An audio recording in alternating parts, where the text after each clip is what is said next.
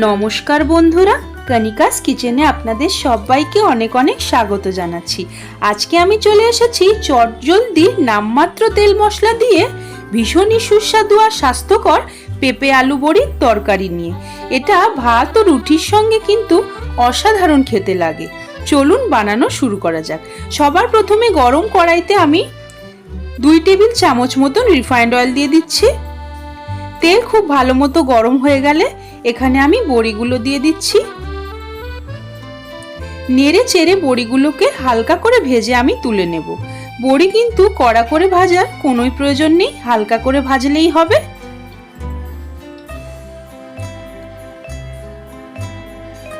তারপর আমি ওই একই তেলের মধ্যে ফোড়নে দিয়ে দিচ্ছি 5 ফোড়ন।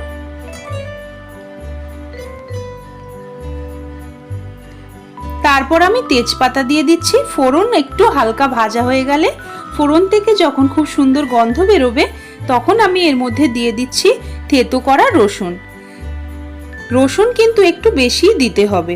তারপর আমি ডুমো করে কেটে রাখা আলু আর পেঁপে এর মধ্যে দিয়ে খুব ভালো করে নেড়ে চেড়ে কিছুক্ষণ ভেজে নিচ্ছি।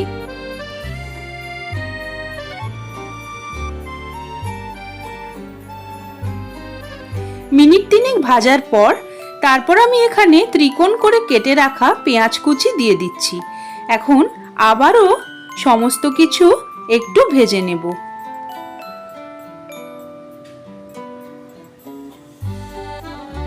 একটু ভাজার পর আমি এখানে আদা রসুন বাটা দিয়ে দিচ্ছি। এখন আদা রসুন বাটার কাঁচা গন্ধ চলে যাওয়া অবধি আমি খুব ভালো করে এটাকে ভেজে নেব। আদা রসুন বাটা ভাজা হয়ে গেলে স্বাদ অনুসারে লবণ দিয়ে দিচ্ছি। আবারও সমস্ত কিছু খুব ভালো করে মিশিয়ে নিচ্ছি। এখন আমি এর মধ্যে সামান্য একটু হাফ চা চামচেরও কম হলুদ গুঁড়ো দিয়ে দিচ্ছি। তারপর এখানে দিয়ে দিচ্ছি হাফ চা চামচ লঙ্কার গুঁড়ো। তারপর আবারও একটু নাড়াচাড়া করে ভেজে নিচ্ছি। একটু ভাজার পর ওই মিনিট 2 মতন ভেজেছি আর কি। তারপর এখানে দিয়ে দিচ্ছি 1 চামচ চিনি। চিনি দিলে কিন্তু যে কোনো তরকারির স্বাদই ব্যালেন্স হয়ে যায়। আপনারা চাইলে অবশ্যই এটা স্কিপ করতে পারেন।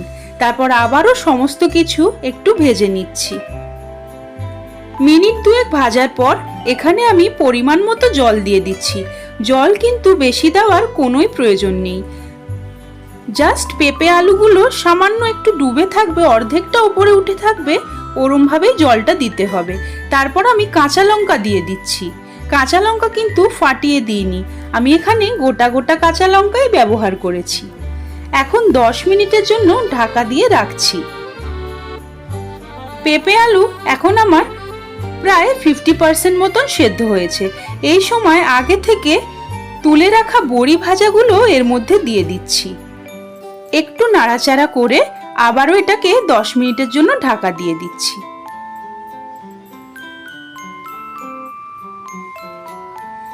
10 মিনিট পর ঢাকনা খুলছি। এখন আমাদের পেঁপে আলু বড়ির তরকারি প্রায় একদমই তৈরি। ভালো করে নেড়ে চেড়ে এবার এটাকে আমি নামিয়ে নেব। দেখতেই পেলেন বন্ধুরা, এটা কতটা সহজ বানানো সহজ, সুস্বাদু, স্বাস্থ্যকর, ভাত এবং রুটির সঙ্গে অসাধারণ লাগে। আশা করছি আজকের আমার এই ভিডিওটি আপনাদের ভালো লেগেছে। ভালো লাগলে লাইক করার অনুরোধ রইল। আমার চ্যানেলকে সাবস্ক্রাইব করে নেবেন। আরও এরকম নতুন নতুন ভিডিও দেখার জন্য বন্ধুদের সঙ্গে শেয়ার করবেন। আবারও হাজির হয়ে যাব নতুন কোনো রান্নার রেসিপি নিয়ে। এতক্ষণ পাশে থাকার জন্য আপনাদের অনেক অনেক ধন্যবাদ।